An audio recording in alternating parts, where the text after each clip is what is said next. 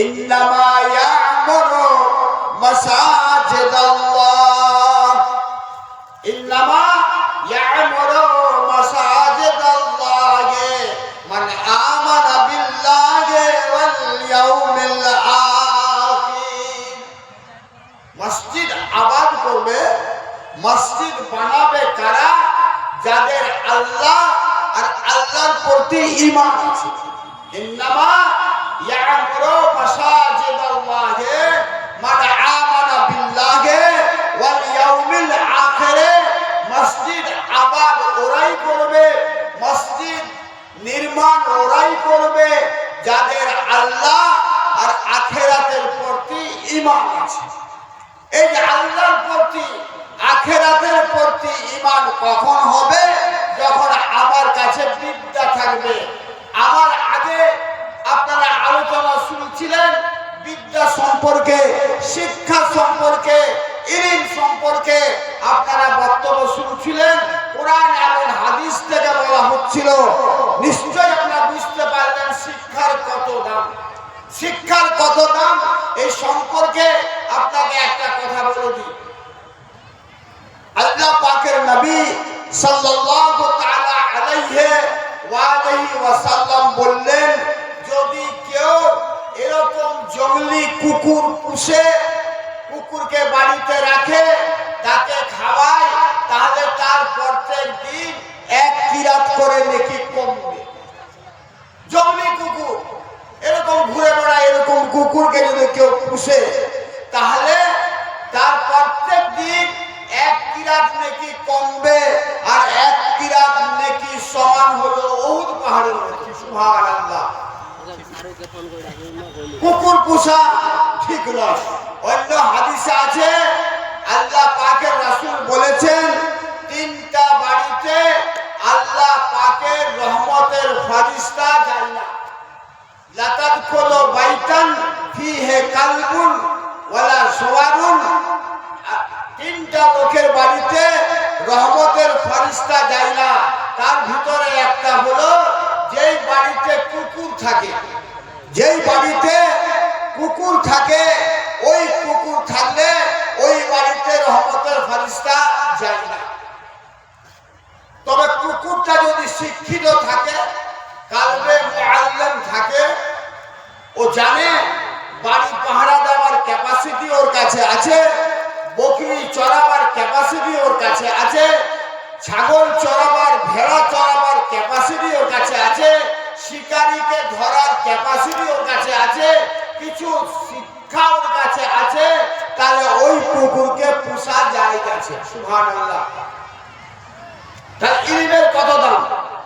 ওই কুকুরটাকে পোষা নিষেধ আছে, গুনাহ আছে, কিন্তু ওই কুকুরটা যদি কিছু কিছু শিখে, কিছু শিক্ষায় শিক্ষিত থাকে, তাহলে ওই কুকুরটাকে রাখার জন্য আল্লাহ পাকের নবী ইজাজত দিয়েছেন।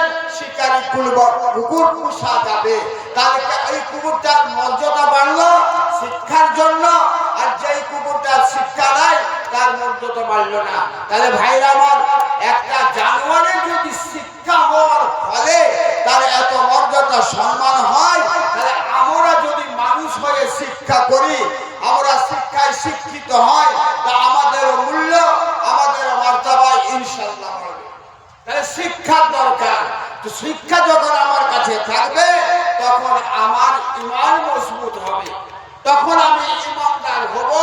ঈমান কাকে বলে তখন আমি বুঝতে পারবো। আল্লাহ পাক বলছেন, মসজিদ আবাদ ওরাই করবে, মসজিদ নির্মাণ ওরাই করবে যাদের আল্লাহ প্রতি ঈমান আছে এবং আখিরাতের প্রতি ঈমান আছে। আল্লাহ পাকের রাসূল সাল্লাল্লাহু আলাইহি ওয়াসাল্লাম বলেছেন, যদি তোমরা কোনো ব্যক্তিকে দেখো যে মসজিদ ঝাড়ু দিচ্ছে, মসজিদ পরিষ্কার করছে, মসজিদের চেয়ারে তেল দিচ্ছে, মসজিদের বিছানা ঠিক করছে, মসজিদের দরজা বন্ধ করছে, এই মসজিদের দেখভাল করে, তাহলে তোমরা পরিচয় দাও যে ওই লোকটা ঈমানদার। সুবহানাল্লাহ। ওই লোকটা ঈমানদার। তাহলে মসজিদ পরিষ্কার কে করবে? মসজিদের বিছানা ঠিক কে করবে? যার কাছে বিদ্যা হবে, যার কাছে ইলম হবে, যে মসজিদের গুরুত্ব জানবে সেই মসজিদকে আবাদ করবে। আল্লাহ পাক তাই কোরআন মাজিদে বলছেন, ইন্নামা ইয়া'মুরু মাসাজিদাল্লাহ মান আমানা বিল্লাহি ওয়াল ইয়াউমিল আখির। কি করে চিনবেন যে লোকটা ঈমানদার? আল্লাহ তার তাফসীর করতেন, ওয়া আকামাস সালাতা। ঈমানদার যে হবে ও নামাজ আদায় করবে, ও সালাত আদায় করবে, পড়বে না, সালাত আদায় করবে, যে ঈমানদার হবে। আমরা দেখলাম রমজানুল মুবারক মাসে মসজিদে জায়গা দেওয়া যায় না, আজান হওয়ার আগে মসজিদ খাজাকেট ভর্তি হয়ে যাচ্ছে। ভাইরা আমার, আমরা কেমন ঈমানদার? যেমনই রোজা শেষ হলো, যেমনই ঈদের চাঁদ আসমানে উদয় হলো, আমাদের মসজিদ ফাঁকা হয়ে গেল, এখনো ফাঁকা আছে, আর 11 মাস ফাঁকাই থাকবে। তাহলে আমরা কেমন ঈমানদার? ঈমানদারের পরিচয় হলো আকামাস সালাত, নামাজ কায়েম করবে, ওয়া আতাস যাকাত, আর নামাজ পড়ার সঙ্গে সঙ্গে যাকাত আদায় করবে। তাহলে ঈমানদার মসজিদ তামির করবে, মসজিদ বানাবে, মসজিদে সালাত আদায় করবে, যাকাত আদায় করবে, ওয়ালাম ইয়াখশা ইল্লাল্লাহ।